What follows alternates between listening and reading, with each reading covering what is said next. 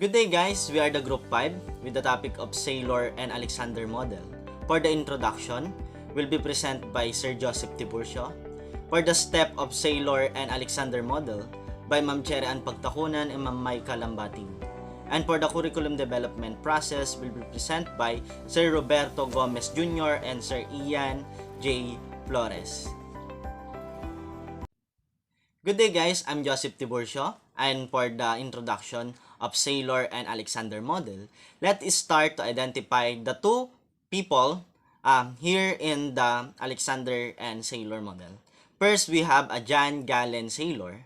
John Galen Saylor is American educator with Fulbright professorship in Finland in 1962. Next, we have William Marvin Alexander, is also American educator and father of American Middle School. Saylor and Alexander are both author of book and curriculum planning and development.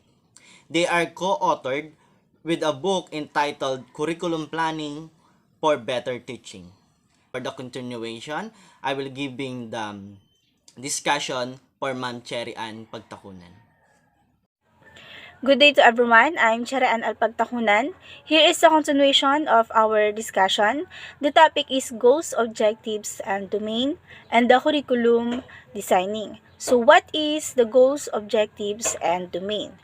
So the model indicates that curriculum planners begin by specifying the major educational goals and specific objectives they wish to accomplish. So according to Alexander and Saylor, like in other curriculum development models, place a premium on identifying goals, objectives, and domains as the starting point for curriculum development. They also stated that the foundations of which are the external factors that are important sources of learning for the students. So in each major goal, according to them, represents a curriculum domain. So they advocate the four major goals or domains. First is the personal development, second the human relations, the third one is the lifelong learning, and the last is the specialization. So the goals, objectives, and domains are selected after careful consideration of several external variables such as findings from educational research, accreditation standards, views of community groups, and others. So let's now moving on for the curriculum design. So what is curriculum designing?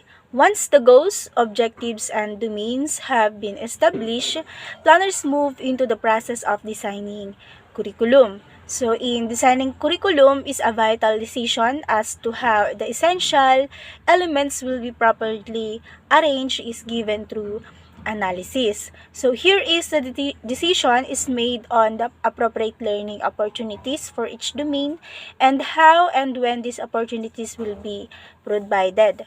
So will the curriculum be designing along the lines of academic disciplines or according to the students' needs and interests or along thems? So, and these are some of the questions that need to be answered as this stage of the development process. And for the continuation of our discussion, let us hear from Miss Maika Lambating. Thank you. Good day, everyone. This is the continuation of our report. By the way, I'm Michael Lambating from BPED 2A. Curriculum implementation. Teachers' pedagogical abilities are required as a step in curriculum creation in order to do credit to the process of methodically constructing a curriculum. Curriculum implementation is the translation of a written curriculum into classroom practices. Regardless of the definition or approach, curriculum can be organized into three major components: objectives, content or subject matter, and learning experiences. Simply put, implementation should result in the expected changes and improvements. It helps to cope with new technology changes. It makes the teacher to be systematic in delivery. It helps to make the curriculum relevant to the needs of the learner and the society as a whole. There is need to ensure effective use of curriculum resources so as to enhance maximum productivity in school. Curriculum implementation refers to how teachers deliver instruction and assessment through the use of specified resources provided in a curriculum. A very important part of curriculum implementation is that the teacher should consider carefully the order in which learning targets should be learned. With the prerequisite skills of the children known, the teacher can design learning materials to help them achieve the target skills. It is always vital to evaluate. It will determine whether the plan, design, and implementation were successful or not.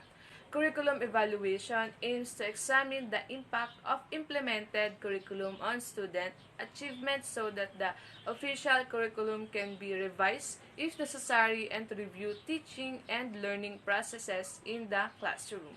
Curriculum evaluation may be an internal activity and process conducted by the various units within the education system for their own respective purposes. These units may include national ministries of education, regional education authorities, institutional supervision and reporting systems, Department of Education, schools, and communities. Curriculum evaluation may be also external or commissioned review processes. This may be undertaken regularly by special committees or task forces of the curriculum, or they may be research-based studies on the state of effectiveness of various aspects of the curriculum and its implementation. These processes might examine, for example, the effectiveness of curriculum content, existing pedagogies and instructional approaches, teacher training, and textbook and instructional materials. Good day everyone, my name is Roberto M. Gomez Jr. from BFED 2A. Curriculum Development Process. Curriculum Planning. The planning takes place in the classroom's local and national level. All the important considerations are laid down in the plan. Most importantly, curriculum plannings involve the analysis of philosophy, social forces, need, goal, and objective treatment of knowledge, human development, learning process, and instruction and decision. Effective curriculum planning and assessment place the student and his or her learning needs at the center of the process. As a result of this principle, teacher can design experience that will help students become lifelong learners and responsible citizens. This dimension is underpinned by a common set of values as well as set of goals for both teachers and learning. What is the purpose of curriculum learning? The fundamental purpose of school development planning is to ensure that all students experience a quality education appropriate to their needs in choosing word. Its key focus is the enhancement of students' learning. To draw these strands together, this unit provides materials to help the school to adapt the subject department as a focus for curriculum review. This will be enable the school to promote collaboration, establish common purpose, develop communication, foster the sharing of good practice, provide support, encourage interdependence, and mutual responsibility. It would be important for the school to provide a structured program of staff development to support collaboration curriculum planning at whole school level. Curriculum design and assessment take into account and fact the learning take place on the continuum. Teachers will be able to incorporate relevant formative and summative assessment strategies into their classroom practice. As most a result of these, students are given opportunities to reflect on and direct their own learning, providing valuable insight into the curriculum, teachings methods, and assessment practice of the school. Curriculum design. The parent of instructional design is curriculum design. It is the arrangement of the curriculum's components. Curriculum is always organized in the following order: objectives, content, instructional, and evaluation. There are numerous effective curriculum designs from which teachers and curriculum developers can choose. Curriculum design is the term that refers to the deliberate and systematic organization of curriculum instructional blocks within a class or course with a specific purpose and goal in mind. In other words, it is a method for teachers to organize their lessons plans.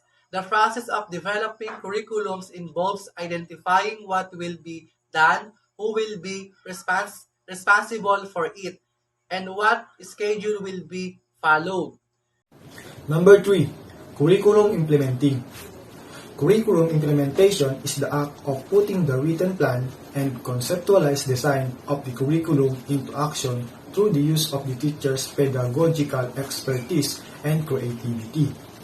This pedagogical expertise is concerned with lesson planning, method and strategy selection, identification of learning experiences, assessment strategies, and the selection and integration of technology in teaching. Ornstein and Hawkins stated that implementation requires educators to shift from the current program, which they are familiar with, to the new modified program.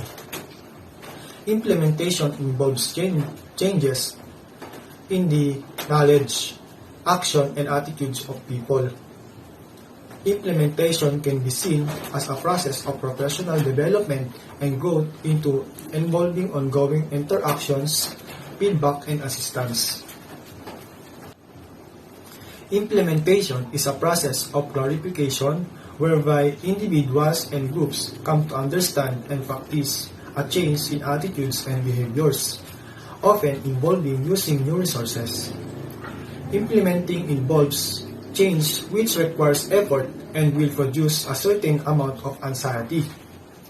And to minimize this, it is useful to organize implementation into manageable events and to set achievable goals. Number 4, curriculum evaluation. Curriculum evaluation refers to the formal process of determining the quality, effectiveness, or value of a curriculum. It involves value judgment about the curriculum, both in terms of its process and its product.